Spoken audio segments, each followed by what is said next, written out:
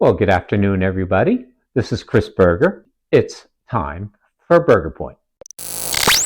You know, the big thing about closings years ago, they used to last anywhere between an hour, which probably meant the buyer was closing with cash, and they were great to experience because they went so quickly. Whereas other closings I've had going up to 3 hours and right down to the wire, literally, when the bank was wiring the money to get the deal done. So, but what about today? What's going on today? Well, there's a big thing called remote closings, and it seems to be the trend. And what exactly does a remote closing mean? Well, basically, the seller of the home, they pretty much pre-sign everything.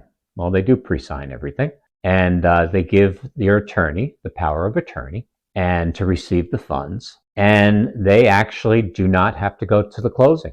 Now, on the opposite end, on the buyer side, generally the buyer, which is really nice today, they can pre-sign probably, I don't know, maybe 30 pages. And I don't know if you've ever witnessed a closing or what goes on in a closing, but generally the buyer's pages are literally a half-inch thick, and they're just signing away, and signing away. Now, with the pre-signing, and also if you decide to give the power of attorney to your attorney, they can sign even further documents. And you can go to the closing, you can review them, and you can really be in and out inside of 45 minutes, which makes it easier to go through. Now, remember, a buyer has 3 days to change his or her mind and reject the mortgage and back out of the deal. It's called the right of rescission, and that's standard with all the documents here in the Hudson Valley area,